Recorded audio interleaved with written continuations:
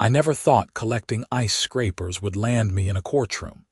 But here I am, standing in front of a judge because an HOA president named Brenda tried to steal my vintage snow tools and ended up destroying her own car in the process. It started on a bitter January morning in Rochester, Minnesota, where the wind cuts through your jacket like a knife, and the snow piles up faster than the city can clear it. I had just moved into Pinewood Estates, a gated community that looked perfect in the summer listing photos but turned into a frozen nightmare by December. My name is Robert Quincy, and I am a simple guy with a simple hobby that most people find weird. I collect ice scrapers. Not just any ice scrapers, but vintage ones from the 1950s through the 1990s, each with their own unique design, promotional branding, or mechanical innovation.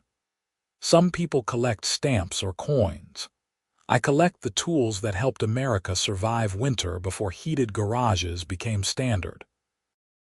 My collection numbered about 87 pieces when I moved in, displayed proudly in my garage on custom-built shelving units that I had designed myself. Each scraper was labeled with a small card noting its year, manufacturer, and any special features. I had telescoping scrapers from the 1960s with wooden handles, promotional scrapers from defunct gas stations, even a rare motorized model from 1982 that ran on 2D batteries and vibrated the ice loose. It was my pride and joy, organized by decade and condition. The trouble began 3 weeks after I moved in. I was in my garage on a Saturday afternoon, carefully cleaning a 1973 scraper with a built-in brush when I heard heels clicking on my driveway. I looked up to see a woman in her mid-50s with blonde hair styled in that aggressive bob that screams middle management, wearing a puffy white jacket despite the fact that my garage was heated. She carried a clipboard, which is never a good sign. "Hello," she said, not waiting for me to greet her first.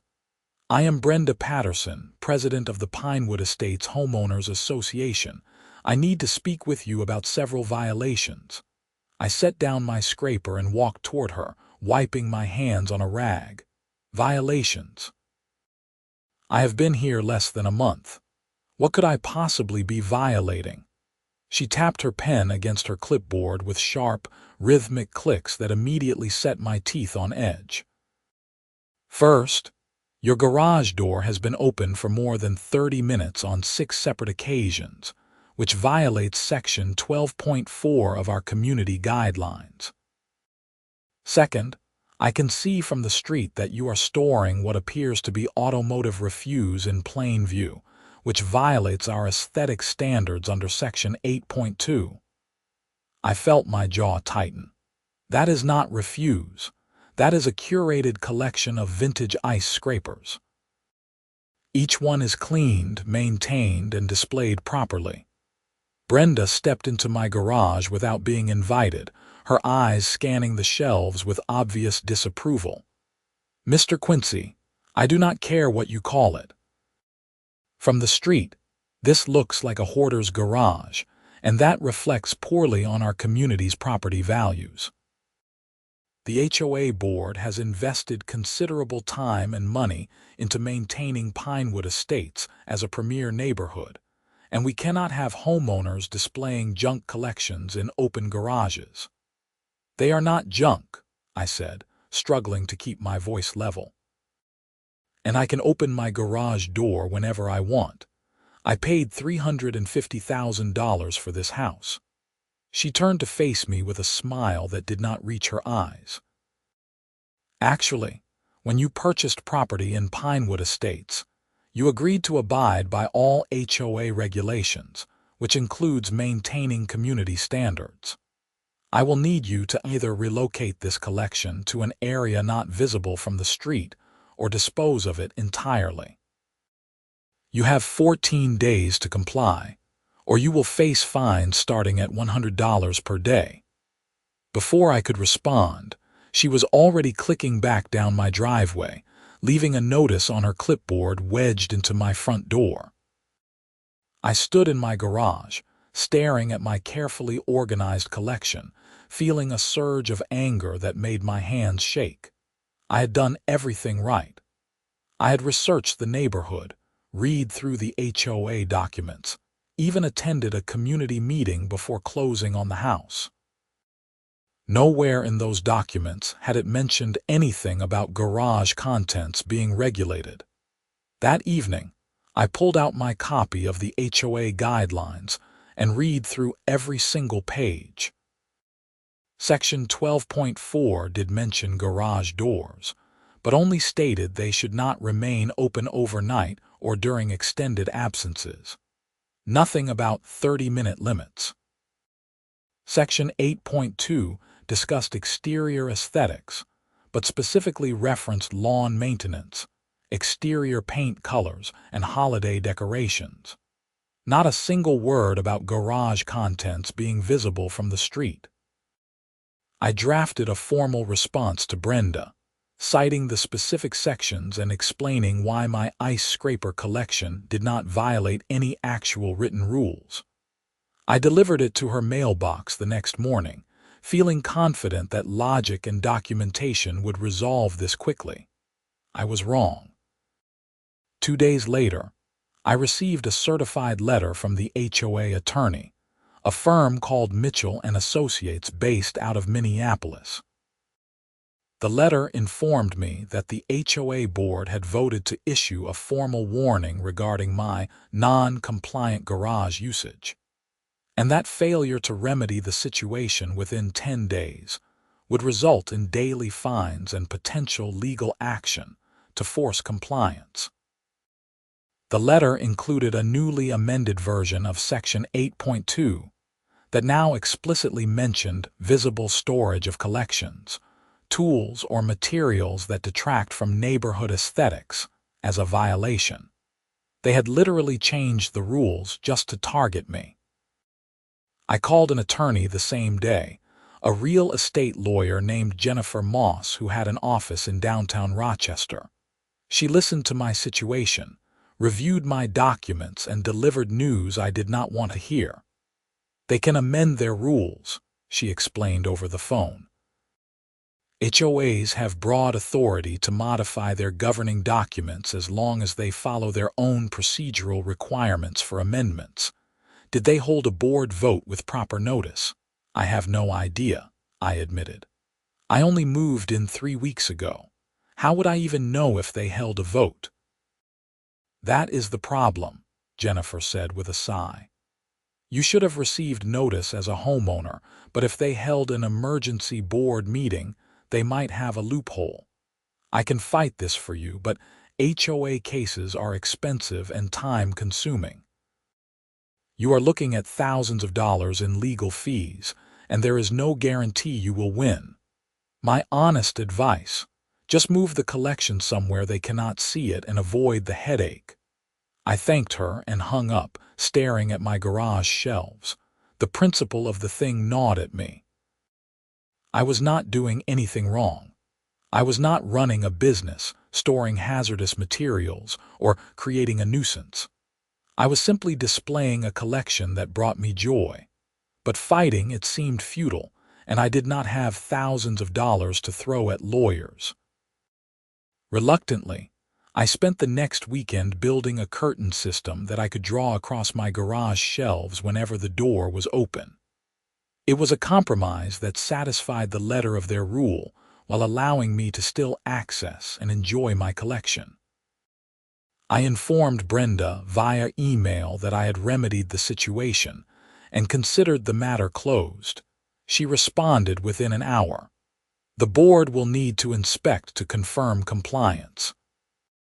3 days later, Brenda showed up with 2 other board members, a severe-looking man named Dale and a younger woman named Patricia, who seemed uncomfortable with the whole situation.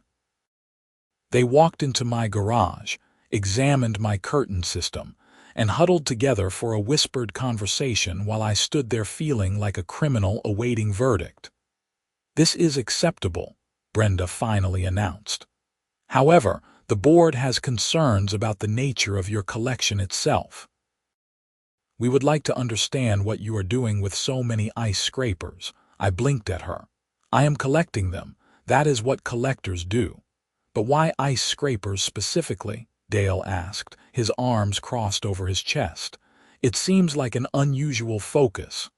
Why does anyone collect anything? I replied, feeling my patience wearing thin. Some people collect baseball cards. I collect ice scrapers. There is no law against that. Brenda made a note on her clipboard. We are simply trying to understand if there is a commercial purpose here. Are you selling these items online? Running some kind of business? No, I said firmly. This is a personal hobby. I buy them at estate sales, antique shops, and online marketplaces. I clean them, research their history, and display them. That is it. Patricia spoke up for the first time. It actually sounds kind of interesting. Do they all work? I felt a flicker of hope that maybe someone understood. Most of them do. Some are too fragile to test, but the majority are fully functional. Ice scraper design has evolved a lot over the decades, and it is fascinating to see how different companies approach the same basic problem. Brenda shot Patricia a look that could have frozen water. Regardless of the collection's merits, we need to ensure community standards are maintained. Mr. Quincy, please keep your garage door closed except when actively entering or exiting with a vehicle. That will eliminate any concerns about visibility. They left before I could respond, and I felt a mixture of relief and frustration. The inspection was over, but I now had this implicit pressure to keep my garage closed at all times, essentially imprisoning my hobby behind a door to satisfy Brenda's arbitrary standards. For about 3 weeks, things were quiet. I followed their unspoken rule, only opening my garage when necessary and keeping the curtain drawn whenever I worked on my collection. The Minnesota winter deepened, bringing sub-zero temperatures and ice storms that made my scrapers more relevant than ever. I actually used several pieces from my collection during particularly bad freezes, enjoying the irony that these refuse items were more effective than most modern plastic scrapers. Then February arrived, and with it came the worst ice storm Rochester had seen in 5 years. Freezing rain fell for 18 hours straight, coating every surface in a thick shell of ice that turned the entire city into a skating rink. Cars were encased, power lines sagged under the weight, and the whole community ground to a halt. I woke up on that Thursday morning to find my truck buried under a 1/4 inch of solid ice. I grabbed one of my favorite scrapers from the collection, a 1968 model with a brass blade that was perfect for tough ice, and spent 40 minutes carefully clearing my windshield and windows. Several neighbors were outside struggling with modern plastic scrapers that kept breaking or flexing uselessly against the ice. I ended up lending out 4 scrapers from my collection to help people get to work. One of those people was Brenda Patterson. She knocked on my door around 8:30, looking frazzled in a way I had never seen before.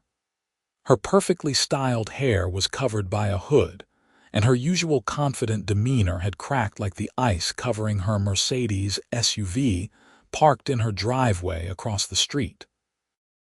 "Robert," she said, actually using my first name for the first time. "I know we have had our differences, but I am desperate. My scraper broke, and I have an important meeting in Minneapolis at 10. I saw you out earlier with that metal scraper, and I was wondering if I could possibly borrow it."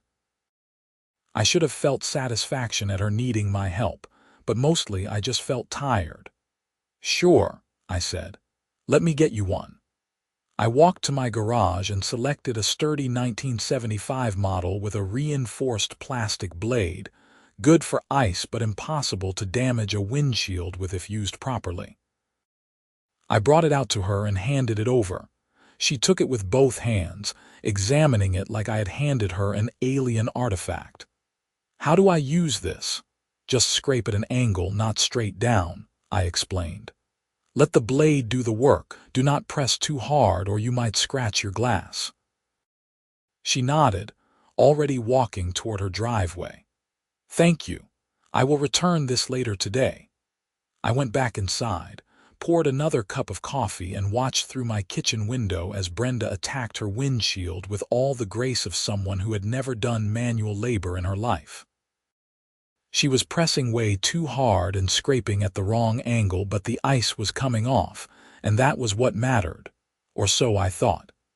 20 minutes later, I heard screaming from across the street.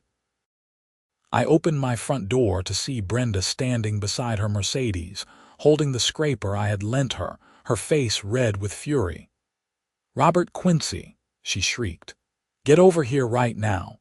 I pulled on my boots and crossed the street, my stomach already sinking. When I reached her driveway, she thrust the scraper at me like it was a murder weapon. "Look what your piece of garbage did to my windshield." I looked. There were dozens of thin scratches across her windshield, none deep enough to compromise the glass, but definitely visible and definitely not there before. My heart sank. "Brenda, I told you not to press too hard. That glass is frozen, and if you scrape with too much force, do not blame me for your defective equipment," she shouted. "This scraper ruined my windshield, and you are going to pay to replace it. Do you know how much a Mercedes windshield costs?" I took a deep breath, trying to stay calm. "I lent you a working scraper and gave you instructions. If you misused it, that is not my fault." Her eyes narrowed. "We will see what your insurance company says about that, and the HOA board will definitely be hearing about this." She snatched the scraper back from my hands and stomped into her house, leaving me standing in her driveway surrounded by chunks of scraped ice. I walked back home feeling like I had just stepped on a landmine.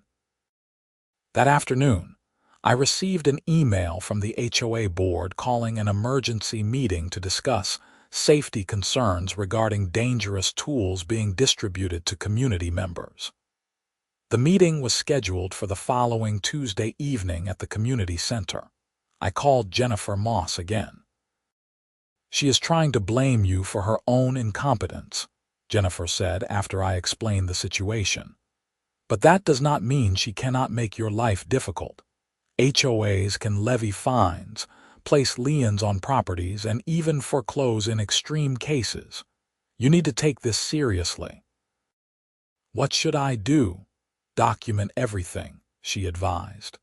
"Write down exactly what happened, what instructions you gave her, and what condition the scraper was in when you lent it to her. If she tries to claim damages through insurance or small claims court, you will need evidence. And at that meeting, stay calm. Do not let her bait you into saying something you will regret." I spent the weekend preparing. I wrote out a detailed timeline of events, took photographs of all my ice scrapers to show they were well maintained and safe, and even found online articles about proper ice scraping techniques to demonstrate that user error was the likely cause of the scratches. Tuesday evening arrived with fresh snow falling, adding insult to injury. I drove to the community center, a small building near the neighborhood entrance that hosted HOA meetings and the occasional community event. About 20 homeowners were already there, sitting in folding chairs arranged in rows facing a table where Brenda sat with Dale and Patricia. I took a seat in the back, trying to be inconspicuous, but Brenda spotted me immediately and made a note on her ever-present clipboard. She called the meeting to order and launched into a prepared speech about community safety and the dangers of unregulated tool sharing between neighbors. She described the ice storm, her desperate need for a scraper, and how my defective antique tool had caused over $800 in damage to her vehicle. "This incident highlights a larger concern," Brenda continued, her voice taking on that patronizing tone I had come to despise. We have a homeowner in our community who is hoarding dozens of these old, potentially dangerous tools. What happens when someone gets hurt? What happens when another vehicle is damaged? The HOA board has a responsibility to protect this community, and we cannot allow reckless behavior to put our residents at risk. Dale nodded along like a bobblehead. We need to implement rules about tool sharing and consider whether storing large quantities of vintage equipment is appropriate for a residential setting. I raised my hand. Brenda's eyes locked onto me with predatory focus. Yes, Robert. Would you like to address the board? I stood up, holding my folder of documentation. I would like to clarify a few things. First, the ice scraper I lent to Brenda was in perfect working condition. I have photographs and maintenance records for my entire collection. Second, I provided clear instructions on how to use the scraper safely, specifically warning against applying too much pressure. Third, windshield scratches from ice scrapers are almost always caused by user error, either scraping too aggressively or having sand and debris on the blade. Brenda interrupted. Are you calling me a liar? I am saying that modern ice scraper manufacturers include instructions for proper use, and those instructions exist because it is easy to damage glass if you do not know what you are doing. I lent you a tool as a favor. I am not responsible for how you used it. An older man sitting near the front raised his hand.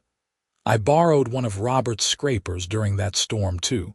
Worked perfectly, no damage to my truck. I appreciated the help. A woman beside him nodded. Same here. My scraper broke, and Robert lent me one. No problems at all. Brenda's face flushed. That is not the point. The point is that we cannot have homeowners operating an informal tool lending library without proper oversight and liability protection. It was not a library, I said, feeling my frustration rise. It was being a decent neighbor during an emergency. The meeting devolved into arguments between homeowners who thought Brenda was overreaching and those who felt the HOA needed to regulate everything to protect property values. After an hour of circular debate, Brenda called for a vote on a new amendment that would prohibit the lending, sharing, or distribution of tools, equipment, or materials to other homeowners without prior HOA board approval and proof of liability insurance. The vote failed by a narrow margin, with several homeowners expressing that the rule was absurd. Brenda looked furious but maintained her composure, announcing that the meeting was adjourned and the board would revisit the issue at the next monthly meeting. As people filed out, Patricia approached me quietly. For what it is worth, I think this whole thing is ridiculous. Brenda has been on a power trip since she became president, and it is driving away good people from this neighborhood. Why do you stay on the board if you disagree with her? I asked. Patricia shrugged. Someone needs to be a voice of reason, even if I get outvoted most of the time. Just watch your back. Brenda does not forgive people who make her look bad in public. I thanked her and drove home feeling drained. The meeting had been a circus, but at least the insane tool sharing rule had been defeated. I hoped that would be the end of it. It was not. 3 days later, I came home from work to find a notice taped to my front door. It was from Brenda, claiming that she had conducted a routine inspection of my property and found several new violations. My mailbox post needed repainting. My front bushes extended 1 inch beyond the allowable property line setback, and my house numbers were the wrong font according to updated community standards that had apparently been passed while I was at work. Each violation carried a $50 fine that would increase to $100 per day if not corrected within 15 days. I crumpled the notice in my hand and called Jennifer Moss again. She is harassing you, Jennifer confirmed after I read her the violations. This is retaliation for the meeting. The question is whether you want to fight it or just comply to make it go away. I am tired of complying, I said. What are my options?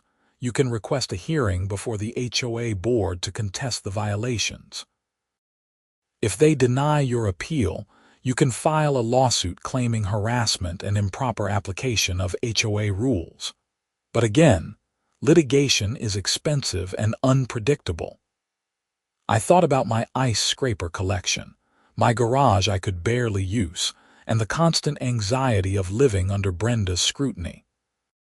Set up the hearing. I want this on record. The hearing was scheduled for 3 weeks later, which gave me time to prepare but also time for my anger to simmer. I repainted my mailbox post because it actually did need it, trimmed the bushes myself with a tape measure to ensure perfect compliance, and researched the house number requirements, which turned out to be from a section of the guidelines that had never been officially ratified by a full homeowner vote.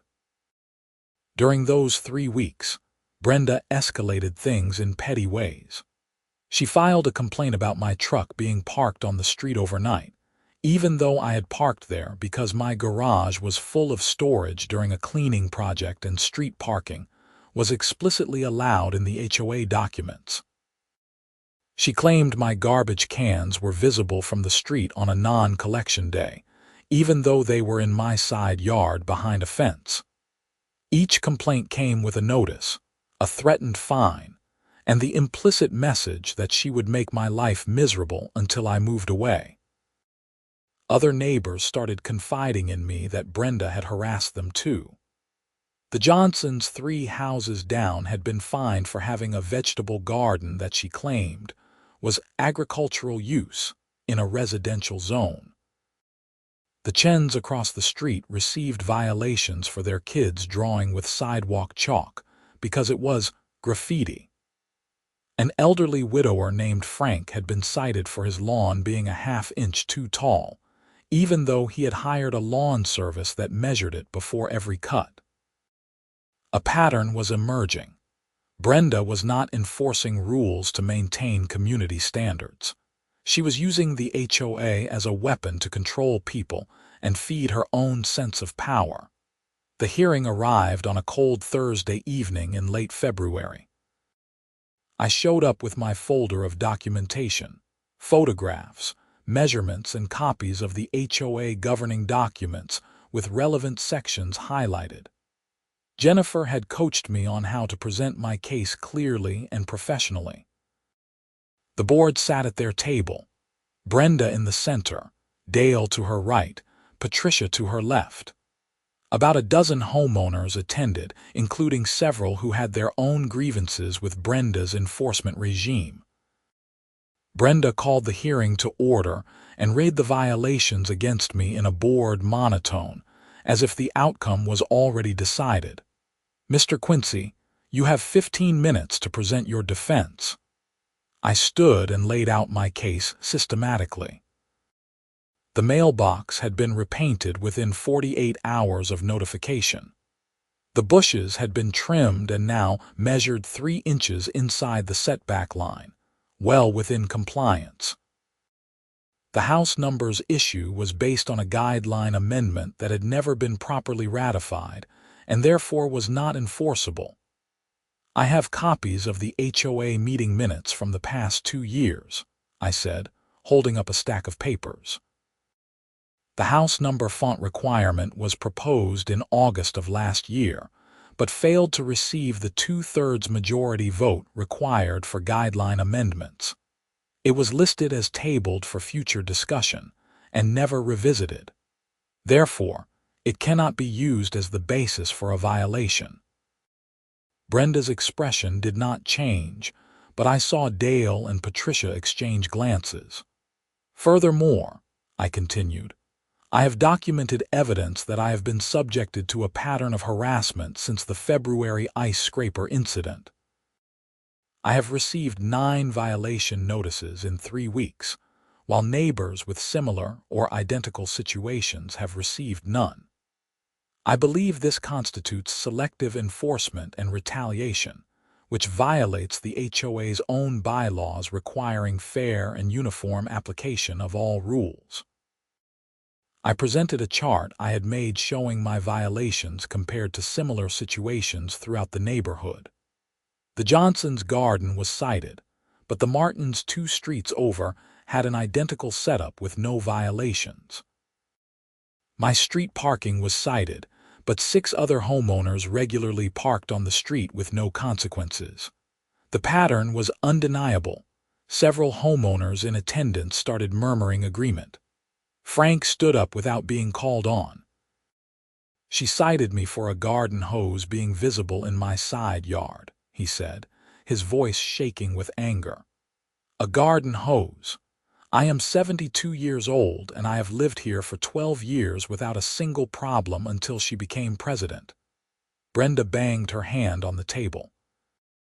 "This hearing is about Mr. Quincy's violations, not general complaints. Please sit down, Frank." "No," Frank said firmly. "You have turned this neighborhood into a police state and we are all tired of it." The meeting erupted into chaos. Multiple homeowners stood up, voicing their own complaints about arbitrary fines, selective enforcement, and Brenda's aggressive management style. Dale tried to call for order, but no one was listening. Patricia sat silently, watching everything unfold with an unreadable expression. Brenda's face turned red. She stood up, grabbed her clipboard, and shouted, "This hearing is postponed until order can be maintained. Everyone leave now or I will call the police for trespassing." "Trespassing?" someone yelled. "We pay HOA dues that fund this building." Security became involved. A rent-a-cop who worked the front gate, and he awkwardly tried to encourage people to leave while avoiding taking sides. Eventually, the crowd dispersed, with homeowners lingering in the parking lot to commiserate and share war stories about Brenda's reign of terror. I stood in that parking lot, surrounded by angry neighbors, and realized this had become bigger than just my ice scraper collection. Brenda had created enemies throughout the entire neighborhood, and we were all suffering under her petty authoritarianism. Frank approached me, leaning on his cane. "We need to vote her out. There is a recall procedure in the HOA bylaws. If we can get 20% of homeowners to sign a petition, we can force a special election for all board positions." "You think we can get enough signatures?" I asked. Frank gestured to the crowd around us. "Look at these people. Everyone is fed up. We just need someone to organize it." Everyone turned to look at me. "Why me?" I protested. "I am the newest resident here. I have only lived here 4 months." "Exactly," Frank said. "You are not part of any old neighborhood politics. You have not made enemies or alliances, and you have been documenting everything, which means you are organized. You are the perfect person to lead this." I wanted to refuse. I had not moved to Pinewood Estates to become a community organizer or political activist. I just wanted to live quietly with my ice scraper collection. But looking at these people who were being fined for vegetable gardens and garden hoses and sidewalk chalk, I could not say no. "All right," I agreed. "Let's do it." We formed a committee that night in the community center parking lot. Me, Frank, the Johnsons, the Chens, and a guy named Marcus who had been fined for having a basketball hoop in his driveway. We agreed to meet at my house that Saturday to plan our strategy. Saturday arrived, and my living room filled with angry homeowners armed with coffee and documentation of Brenda's abuses.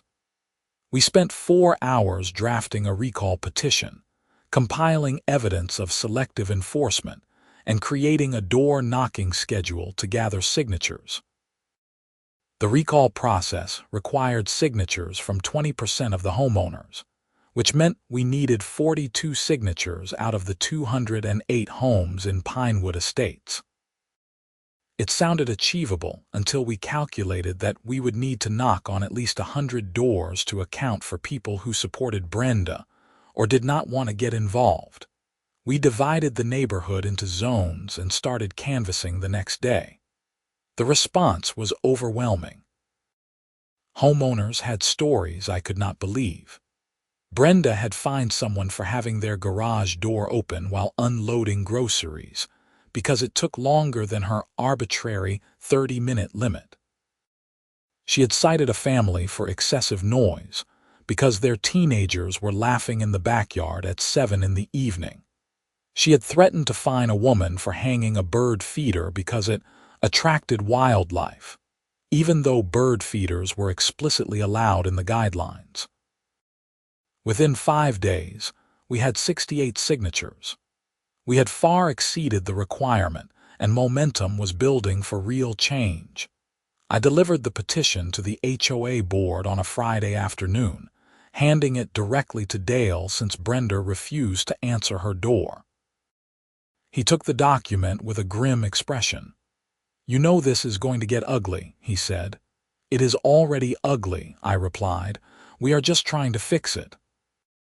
The HOA bylaws required the board to verify the signatures and schedule a special election within 30 days of receiving a valid recall petition. We waited anxiously for their response, expecting bureaucratic delays or challenges to our signatures. Instead, something unexpected happened. Patricia called me on Sunday evening. "Robert, I need to talk to you confidentially. Can we meet somewhere?" We agreed on a coffee shop in downtown Rochester, away from the neighborhood. I arrived to find Patricia already there, looking nervous. "I am resigning from the board," she said without preamble, "and I want to help you with the recall." I sat down across from her. "What happened?" "Brenda happened," Patricia said. "After you submitted the petition, she called an emergency board meeting. She wanted to challenge the signatures, claim they were coerced or fraudulent. I said that was ridiculous, and Dale actually agreed with me. The signatures are clearly legitimate." "So what is the problem?" Patricia leaned forward. "Brenda has been embezzling HOA funds." The words hung in the air between us. I felt my stomach drop. "I have suspected it for months," Patricia continued. "Small amounts at first, masked as management expenses or contractor payments, but it has gotten bigger. I started going through the financial records this weekend, and I found over $40,000 in questionable transactions over the past 18 months.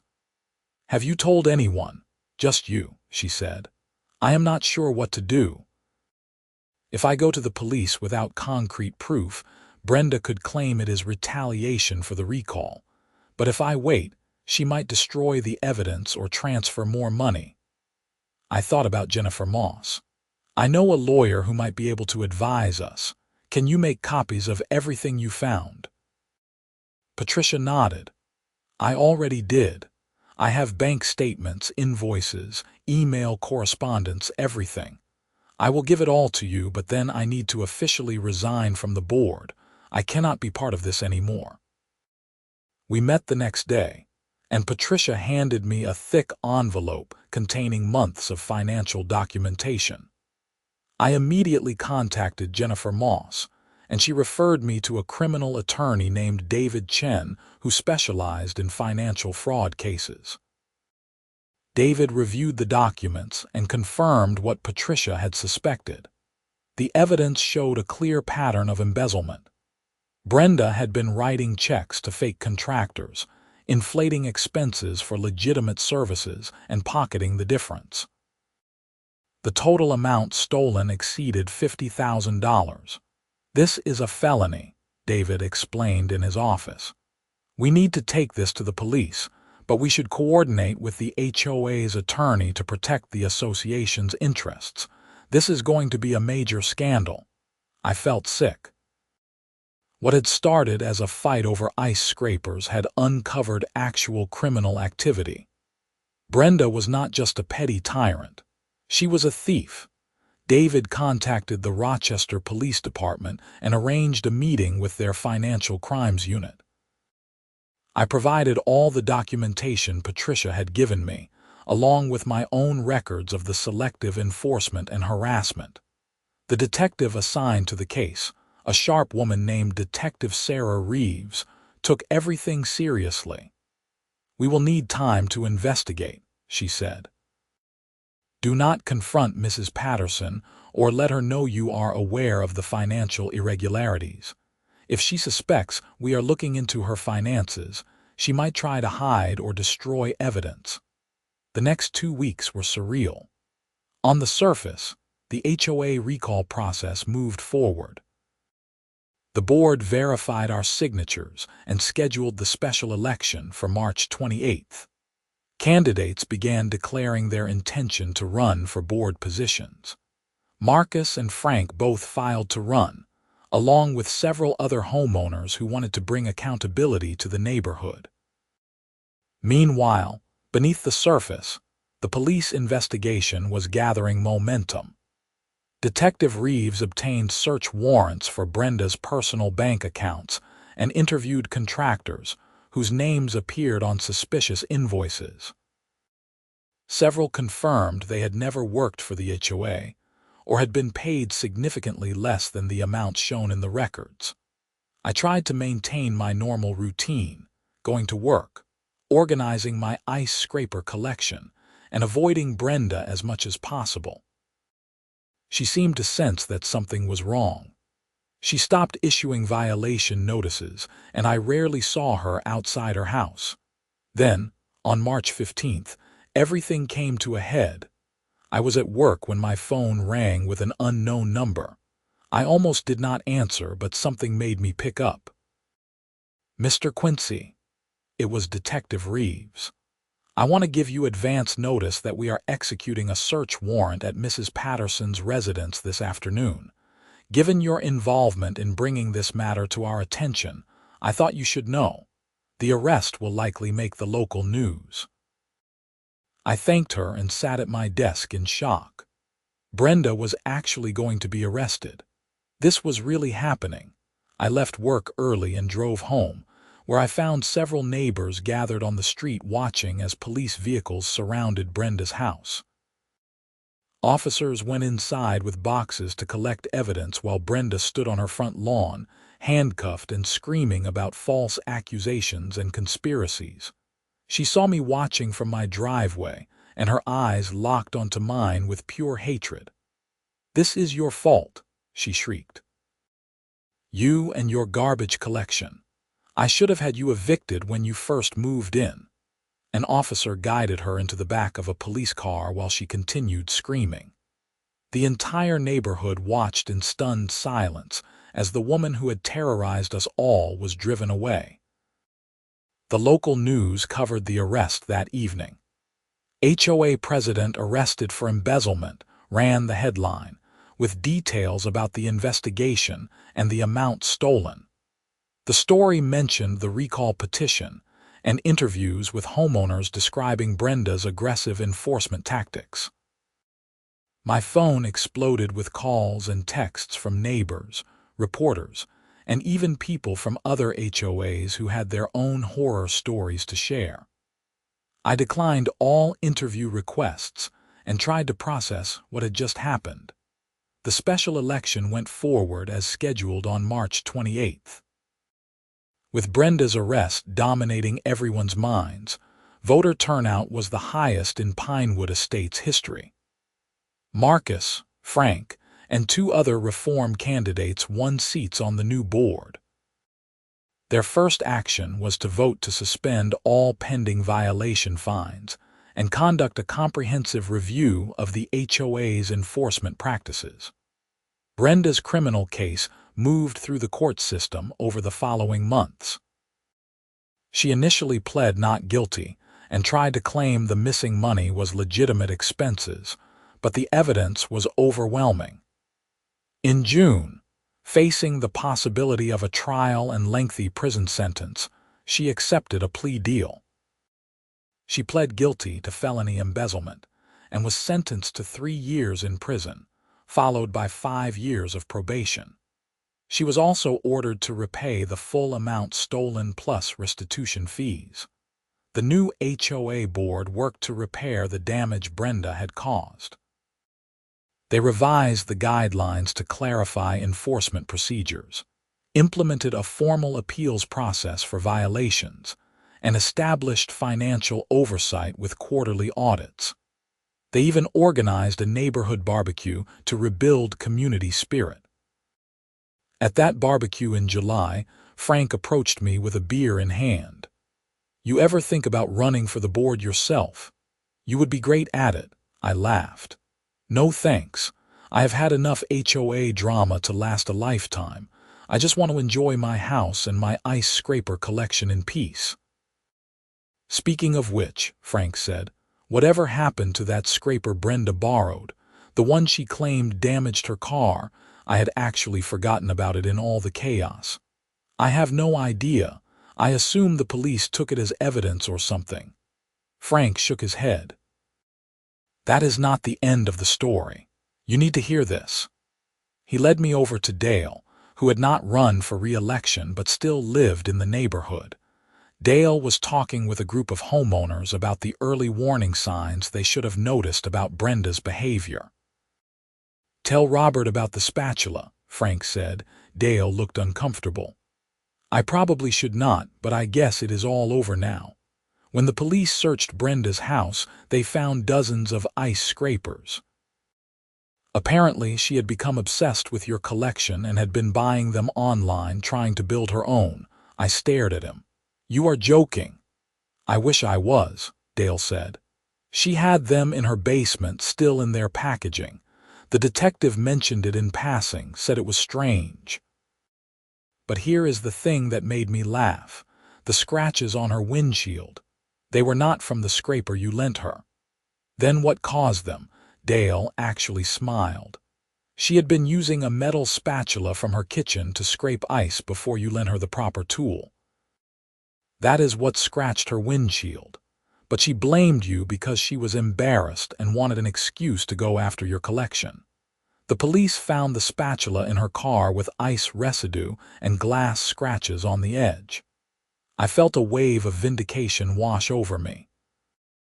"So she lied about the whole thing?" "Completely," Dale confirmed. "She probably realized what she had done after the fact and figured she could use the situation against you. I am sorry I went along with her back then. I should have pushed back harder." I accepted his apology and walked away feeling lighter than I had in months. The woman who had made my life miserable over ice scrapers had actually been jealous of my collection, and too proud to admit she had damaged her own car through incompetence. The summer passed peacefully. I organized my garage properly, built better shelving for my collection, and actually made friends with several neighbors who started coming by to see the ice scrapers. One guy, a history teacher named Paul, found them fascinating from an industrial design perspective and started bringing his students on field trips to my garage to learn about manufacturing evolution. In August, I received a formal letter from the Hennepin County Attorney's Office. As part of Brenda's restitution, all homeowners who had been improperly fined were entitled to refunds. I was owed $850 in wrongful violation fines. The check arrived 2 weeks later. I used that money to buy a pristine 1955 ice scraper at an estate sale in Minneapolis. It had a wooden handle with "winterproof" stamped on the side and came in its original box. It became the crown jewel of my collection, a symbol of everything I had been through and overcome. On a cold morning in November, nearly a year after the whole saga began, I was in my garage with the door wide open, carefully cleaning my latest acquisition. A car pulled into my driveway and I looked up to see Patricia getting out. "Hi, Robert," she said. "I hope I am not interrupting." "Not at all," I said. "What brings you by?" She walked into the garage, looking at the shelves with obvious appreciation. "I wanted to thank you. I have been feeling guilty about not standing up to Brenda sooner. If you had not pushed back, she would still be stealing money and making everyone miserable. You helped too, I reminded her. You gave me the financial records. That is what made the difference. Patricia nodded. I know, but I should have done it months earlier. I let fear stop me from doing the right thing. She paused, looking at the ice scrapers. Can I ask you something? Why ice scrapers specifically? I have always been curious. I picked up my newest acquisition, turning it over in my hands. My grandfather had one of these in his truck. When I was a kid, I used to ride with him during winter, and he would let me help scrape the windshield before school. He died when I was 12, and I found his old scraper in a box of his things. I kept it, and eventually, I started looking for others like it. Each one is a little piece of history, you know. Someone designed it, manufactured it, sold it. Someone bought it and used it on cold mornings to get to work or take their kids to school. These tools helped people survive winter for decades. Patricia smiled. That is actually beautiful. I never thought about it that way. Most people do not, I admitted. They see junk or weird clutter, but to me these are stories. And now this collection has its own story that I will never forget. She left shortly after, and I returned to my cleaning. The sun was coming up over Pinewood Estates, casting long shadows across my driveway. My garage door was open, my collection was visible from the street, and I did not care what anyone thought about it. I had learned that standing up for yourself matters, even when it is over something as seemingly trivial as ice scrapers. I had learned that small acts of petty tyranny can hide larger crimes. I had learned that communities can come together when people are brave enough to speak up. Most importantly, I had learned that my weird little hobby had value, not because anyone else approved of it, but because it brought me joy and connected me to memories of my grandfather. That was worth fighting for. The Minnesota winter would come again soon, bringing ice storms and sub-zero temperatures. My collection would be ready, each scraper cleaned and maintained and displayed with pride. And if anyone needed to borrow one, I would lend it gladly, because that is what neighbors do. Brenda Patterson was in prison. The HOA was running smoothly under new leadership, and my ice scraper collection remained untouched in my garage. Justice had been served in the most unexpected way possible, all because a petty tyrant had demanded something that was never hers to take, and then blamed everyone but herself when things went wrong. I hung the 1955 winterproof scraper in a place of honor on my center shelf, right at eye level where I could see it every time I walked into the garage. It represented everything this experience had taught me about standing your ground, documenting the truth, and never letting someone else's insecurity diminish what you value. As I stepped back to admire my work, I heard a car honking. Frank was driving by with his grandson, and they both waved enthusiastically. I waved back, feeling grateful for the community we had rebuilt from Brenda's ashes. The story of the HOA Karen who demanded my ice scraper collection, scratched her own windshield with a kitchen spatula, and ended up in prison for embezzlement would become neighborhood legend. People would tell it at barbecues and block parties for years to come, usually with embellishments about the number of scrapers I owned or the exact amount Brenda had stolen. But I would always remember the real lesson buried beneath the absurdity. That defending your right to exist peacefully in your own home, with whatever weird collections or hobbies bring you happiness, is worth the fight. And sometimes, standing up to a bully reveals they were hiding much bigger crimes all along. Winter arrived in December with the first real snowfall of the season. I grabbed my grandfather's original scraper from its special spot in my collection and went out to clear my truck. The familiar weight of it in my hands, the scrape of blade against ice, the cold air burning my lungs, it all felt right. Across the street, the new family who had bought Brenda's house after it went into foreclosure were outside building a snowman with their kids. They waved to me, and I waved back. Their moving truck had arrived last week, and I had already introduced myself and offered to lend them an ice scraper if they needed one. The mom had laughed and said they brought their own, but she appreciated the offer. Then she had asked if the neighborhood was always this friendly, and I had assured her it was now. That evening, I received an email from a regional collectors group. They had heard about my collection through the news coverage of Brenda's arrest, and wanted to know if I would be interested in presenting at their annual convention next spring. They thought my story about defending a hobby against HOA overreach would inspire other collectors facing similar challenges. I agreed immediately. If sharing my experience could help even one person stand up to petty tyranny, it would be worth it. The months continued to pass, and Pinewood Estates slowly transformed from a place of anxiety and arbitrary rules into an actual community.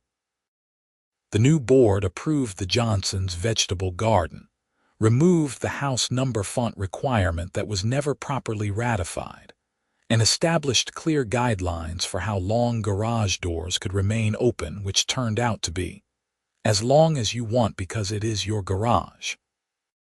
Frank organized a neighborhood tool sharing program with proper liability insurance and clear usage guidelines, proving that Brenda's concerns could have been addressed reasonably if she had ever wanted to solve problems instead of creating them. Marcus started a community watch program that actually watched out for neighbors instead of spying on them for violations. The Chens taught sidewalk chalk art classes for neighborhood kids every Saturday morning in the summer. Life became what it should have been from the beginning: peaceful, neighborly, and free from the constant threat of arbitrary punishment. On the anniversary of Brenda's arrest, the neighborhood threw a party they jokingly called Liberation Day. Someone made a cake decorated with a tiny edible ice scraper, which I found both hilarious and touching. We ate and drank and shared stories about the bad old days, laughing about things that had seemed terrifying at the time. As the party wound down, I found myself standing in my driveway with a small group of neighbors, looking at the stars. Someone asked if I ever regretted buying a house in an HOA neighborhood. I thought about it seriously before answering. A year ago, I would have said yes without hesitation. But now, I learned a lot about myself and about standing up for what matters. I made real friends. I helped remove a criminal from power. I would not change it. Frank clapped me on the shoulder.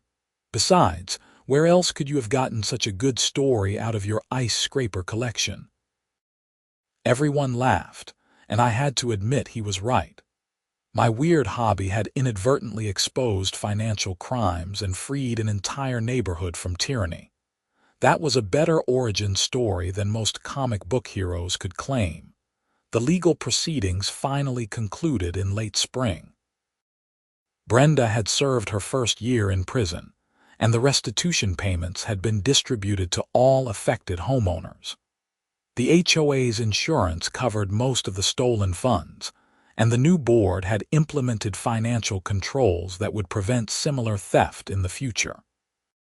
I received a call from Detective Reeves informing me that the case was officially closed. She thanked me again for bringing the financial irregularities to their attention and mentioned that my documentation had made their investigation much easier. "You ever consider becoming a detective?" She joked, "You have good instincts for this kind of work." I laughed and assured her I was happy with my current career and my ice scraper hobby.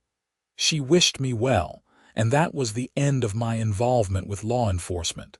In June, I presented at the Collectors' Convention in Chicago. I brought a dozen pieces from my collection, and told the story of Brenda Patterson, the HOA from hell, and how defending my hobby had uncovered a massive embezzlement scheme. The audience loved it, and several people approached me afterward to share their own battles with HOAs and homeowner boards. One woman told me she had been fined for collecting vintage typewriters because her HOA claimed it was running a museum from her home. A man described being threatened with foreclosure over his model train collection that was visible through his basement windows. The stories went on, each one a variation on the same theme: petty people using petty power to control others. But there were also stories of successful resistance, of homeowners who had pushed back and won, who had documented violations and forced boards to follow their own rules. My story became part of that narrative, proof that standing your ground could lead to justice, even in the face of seemingly unlimited HOA authority. I flew home from Chicago feeling energized and connected to a community I had never known existed. Collectors were not just weird loners hoarding things in their basements. We were people with passion for history, design, and craftsmanship, and we deserved to pursue those passions without fear. Summer faded into fall, and the Minnesota weather began its annual descent toward winter. I spent October preparing my collection for the upcoming ice scraper season, testing mechanisms, replacing worn blades on the working models, and adding a few new acquisitions from online auctions. On Thanksgiving, I hosted dinner for the first time in my new house. Frank came with his daughter and grandkids. Marcus brought his wife and teenagers. The Johnsons, the Chens, and several other neighbors filled my living room and dining room with laughter and conversation. We ate turkey and shared gratitude for the peaceful neighborhood we had built together. During dessert, Frank stood up and raised his glass. I want to propose a toast to Robert, whose stubborn refusal to give up his ice scraper collection exposed a criminal, saved our neighborhood, and taught us all that sometimes the weird thing you love is worth fighting for. To Robert and his ice scrapers. Everyone raised their glasses and cheered, and I felt a warmth that had nothing to do with the heated house. These people had become my family, bonded through shared adversity and collective triumph. As winter settled over Rochester once again, I found myself looking forward to the cold mornings and the ice that would inevitably coat every surface. Each scraping session would be a small victory, a reminder that I had defended my right to this strange hobby, and won. The garage door stayed open whenever I wanted it open. My collection grew to over 100 pieces, and Brenda Patterson remained in prison, a cautionary tale about what happens when petty tyranny masks deeper corruption. I learned to appreciate the quiet moments. A Saturday morning spent cleaning a 1960s scraper with a brass blade, the satisfaction of seeing my entire collection organized and displayed, the knowledge that I had stood up for myself and helped others in the process. The ice scraper collection that had nearly gotten me driven out of my home had instead become a symbol of resistance, community, and the importance of defending the things that bring joy. Every scraper on my shelves represented not just a piece of history, but a chapter in my own story of growth and empowerment. On a particularly cold December evening, I received one final letter related to the Brenda Patterson case. It was from her attorney, informing me that she had dropped any and all claims regarding the damaged windshield. The letter included a brief note that she acknowledged the damage had been caused by her own actions and not by the ice scraper I had lent her. It was a small thing, an admission that changed nothing about her criminal conviction or my life. But it felt like the final punctuation mark on a very long, very strange sentence. The woman who had tried to destroy me over ice scrapers had finally admitted she had been wrong. I filed the letter away with all my other documentation from that tumultuous year and returned to my garage.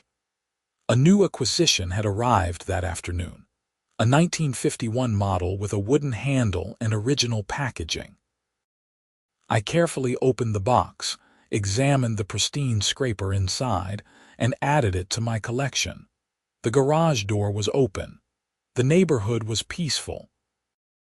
And I was exactly where I was supposed to be, surrounded by the odd little pieces of history that had changed my life in ways I could never have predicted. That is how a fight over ice scrapers led to a felony conviction, a neighborhood uprising, and a lesson about standing your ground. It sounds absurd when you say it out loud, but sometimes the most important battles are fought over the things that seem trivial to everyone else. My ice scraper collection taught me that lesson, and I would never forget it.